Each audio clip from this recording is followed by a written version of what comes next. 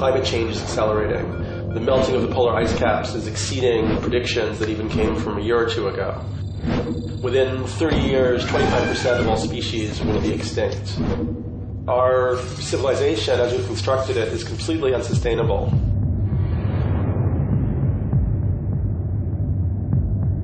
I mean, it's very confusing because we're in this affluent society. If you live in the modern world or in New York, you still have everything you could want. You know, the fish comes right to your plate and you can go and buy any fabric from any country in the world.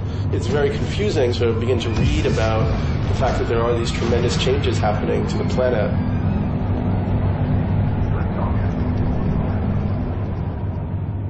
What I began to come to in my research was this concept of time being really central to the whole crisis that we're in. And it's actually pretty interesting if you think about the metaphors we use when we talk about time. We talk about wasting time, spending time, having enough time, running out of time. Time is money. So we're constantly thinking about time as something spatial that's kind of ahead of us, that we can somehow reach out and grasp. And every time we try to grasp it, it's not there anymore.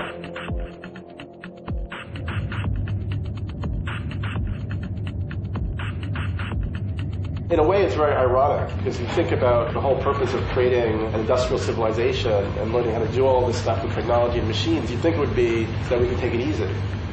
It's almost like some strange trick has been perpetrated upon us.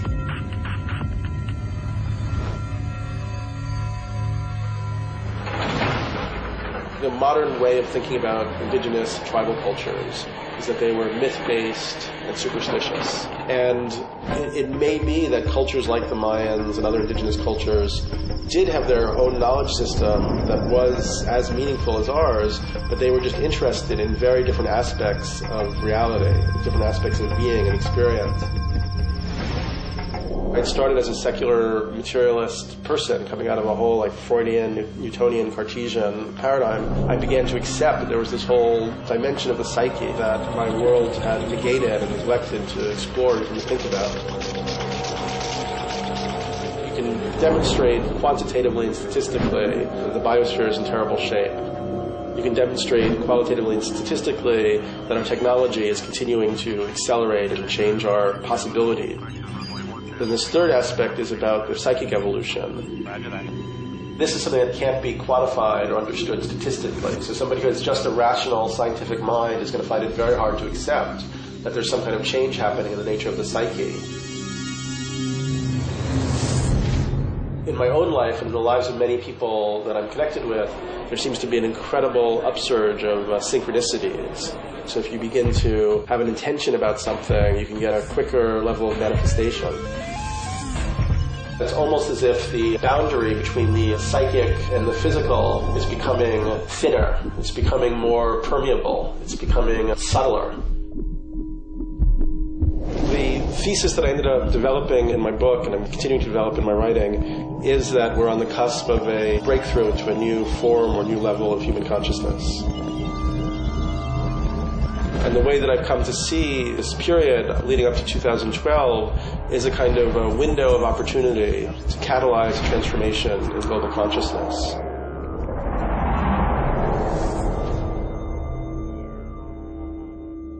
We have a lot of fundamentalists in the U.S. who are actually thinking about the rapture and Armageddon, but they're sort of seeing it in this very literalist and negativistic way. The apocalypse does actually literally mean revealing or uncovering. So rather than being destructive, it's a time when everything hidden becomes revealed and available.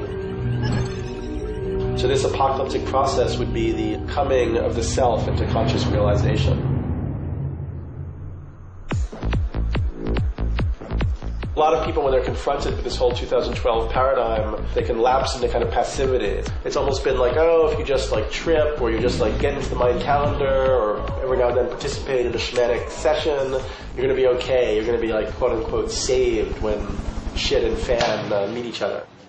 The way I look at it is totally different. I think that the shift is really about the individual taking responsibility for the whole planetary situation and actually reorienting their psychic energy towards the positive process of transformation.